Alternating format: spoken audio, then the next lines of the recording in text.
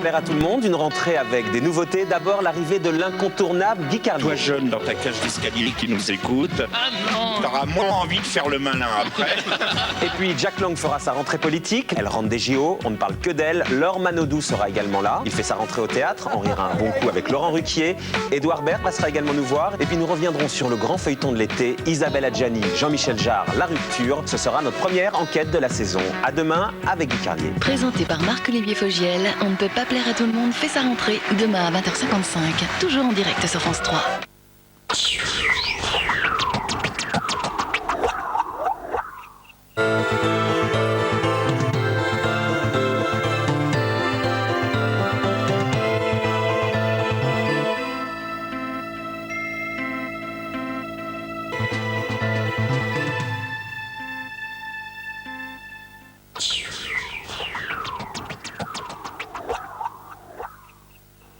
Bonjour, c'est Bleu Clair. C'est avec grand plaisir que je vous retrouve pour cette nouvelle saison du magazine de l'eau douce, avec un petit salut particulier pour la région Rhône-Alpes-Auvergne qui nous a rejoints pour cette saison, ce qui nous permettra d'explorer aussi ces très belles eaux intérieures.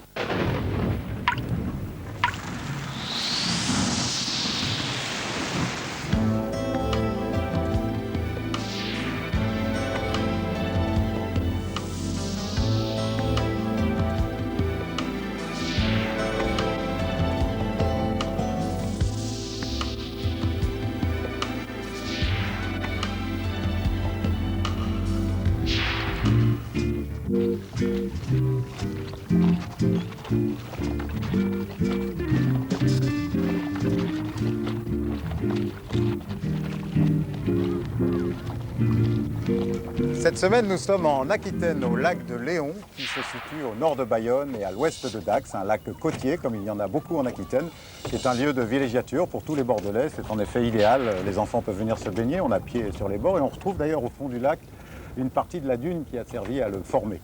Alors ce lac de Léon est particulier parce que son eau rejoint la mer par un petit ruisseau qu'on appelle un courant.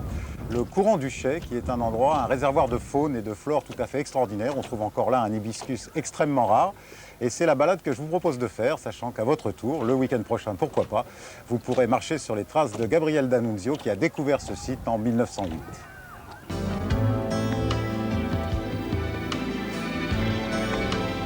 Dans cette émission, un dossier sur les hommes de la pluie. L'histoire se déroule à Bordeaux, Bordeaux qui en a eu assez de subir les inondations et qui a mis en place un système basé sur la haute technologie pour l'évacuation des eaux de pluie. Nous allons ensuite dans le Rouergue retrouver Louis Sounkin, c'est un passionné d'histoire et avec un de ses amis, il a réhabilité entièrement le moulin de Terral, un moulin qui date du XIVe siècle. Alors André, c'est ce qu'on appelle la nasse ici alors. Oui, c'est la nasse.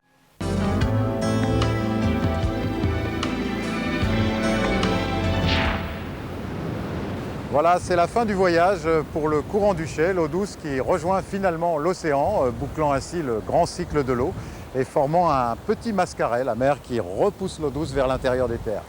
Alors autre miracle, le dernier de cette émission, c'est cette eau douce qui se mélange à l'eau salée de l'océan et qui est très favorable à certaines espèces comme le mulet, ce qui explique que sur toute cette côte, il y a beaucoup de pêcheurs à la ligne qui pratiquent le surf casting. Alors bonne pêche et à la semaine prochaine.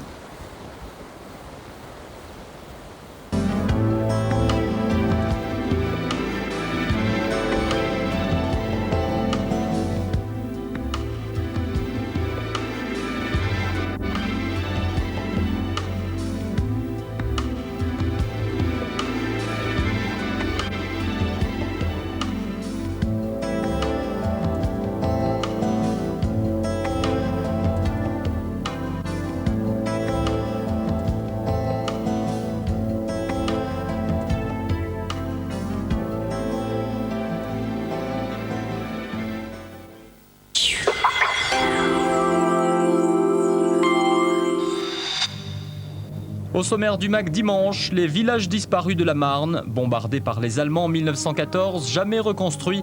Certains ont été rayés de la carte. 90 ans après, les historiens font parler les pierres. La randonnée, ça marche de mieux en mieux. Dans les Vosges, une agence propose des balades dans le monde entier. Les villages disparus, évasion organisée. Le MAG revient dimanche à midi sur France 3 Lorraine Champagne-Ardenne.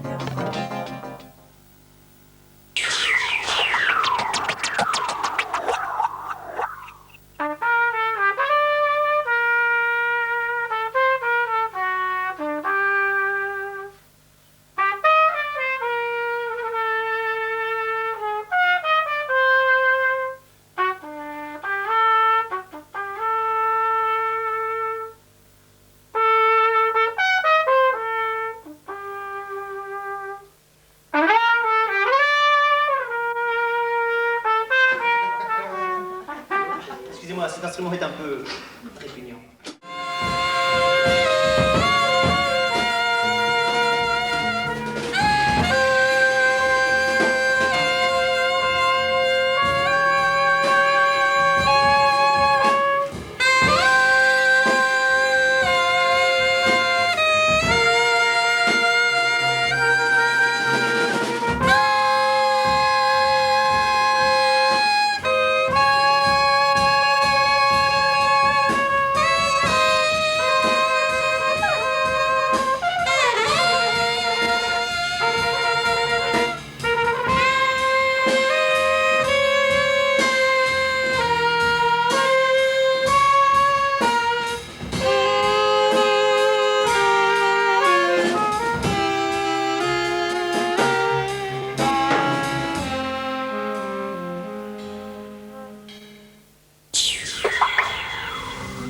De Langres à Rotterdam, la Meuse se glisse de villes en villages et de petits ruisseaux devient grande rivière.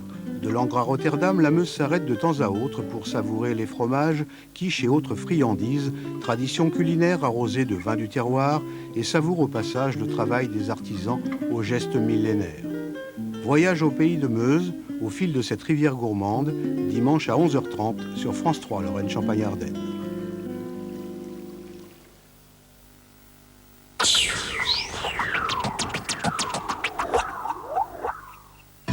Copa, tu che triga, tu che tacca, tu che tocca, tu che riga, tu che raga, tu che rigo, da gunana, bebe, mi un cappello.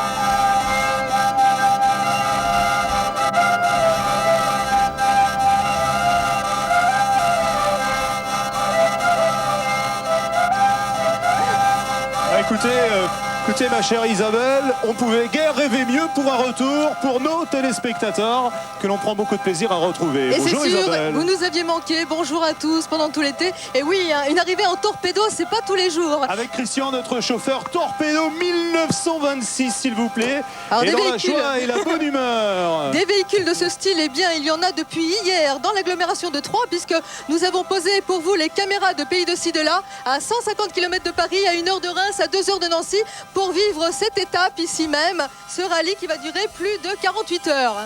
Un petit mot sur nos musiciens, Tout à Isabelle, fait. Eh bien, ce sont nous... l'association Jeune Champagne qui danse en costume traditionnel avec des instruments à l'ancienne, la vielle notamment. Alors on va situer tout de suite les débats, on va situer la manifestation. De par sa notoriété, depuis 1986, eh bien, cette manifestation, les 48 heures automobiles européennes, internationales, etc. de Troyes, eh bien, c'est devenu une référence du genre en France, bien sûr. Tout à fait. Au sommaire de cette émission, allez, c'est parti. Nous partirons à la rencontre de deux passionnés. Je parle de Patrick et Robert, qui restaurent et collectionnent de bien belles voitures anciennes, et ce depuis 20 ans, ma foi. Nous ferons également la connaissance de Dominique Brun, qui voue une véritable passion pour les Ferrari. Il sera en plateau avec nous, avec quelques-unes de ces très belles maquettes. Et quant à Bruno Tabar, c'est du lourd. Lui, c'est les chars d'assaut qu'il collectionne. Il a même le prototype du char Leclerc. Vous voyez, hein. Alors, vous l'avez compris. Donc pendant 1h20, eh bien, nous allons vivre au milieu des véhicules de prestige de collection, et ce pour fêter la 12e édition des 48 heures européennes de voitures anciennes de Troyes. En effet, ils sont des centaines à se donner rendez-vous ici tous les 2 ans à Troyes, capitale historique de la Champagne. Et il est vrai, depuis sa création à l'époque gallo-romaine, la ville est située sur un axe de communication majeur. La carte ensoleillée aujourd'hui, elle est signée de Christophe Remy. Cité médiévale, capitale de la bonneterie, Troyes est aujourd'hui réputée pour ses magasins d'usine, son andouillette et son centre historique en forme de bouchon de champagne. Cité des Tricasses à l'époque gallo-romaine, Troyes doit son développement à sa position stratégique. Troyes se développe le long de cet axe de l'ancienne voie romaine Agrippa qui reliait donc Milan à Boulogne. C'est un axe stratégique puisque ensuite les marchands suivront cette ancienne voie romaine et s'installeront dans les foires qui seront mises en place par les comtes de Champagne. Et au XIIIe siècle, Troyes prendra sa forme définitive de bouchon de Champagne et deviendra la capitale historique du comté de Champagne. Grâce à ces foires de Champagne très réputées, Troyes se développe et s'enrichit rapidement.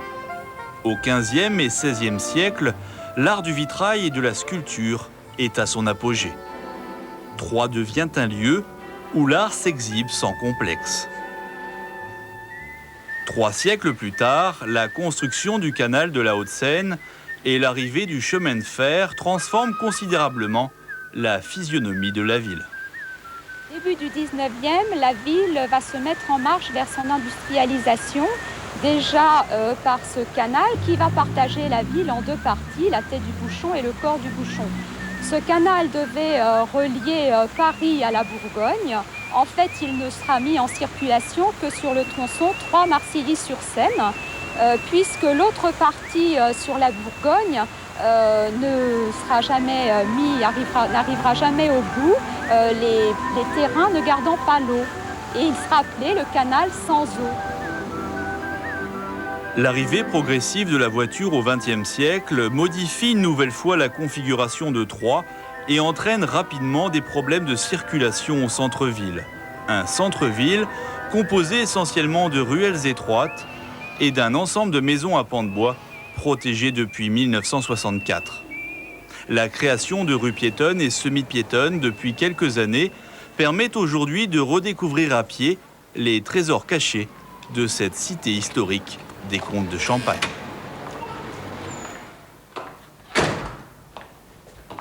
Voilà, nous sommes ici dans l'une des nombreuses cours intérieures de la ville de Troyes. Cette cour s'appelle l'Hôtel du Lion Noir et elle a été construite donc à la fin du XVIe siècle. Et comme vous pouvez le remarquer, elle est d'inspiration seconde Renaissance avec ses magnifiques galeries couvertes d'inspiration italienne. Troyes et sa région qui vont aujourd'hui, et ce jusqu'à dimanche soir, accueillir les passionnés de véhicules anciens et de prestige qui viennent, ma foi, de l'Europe entière.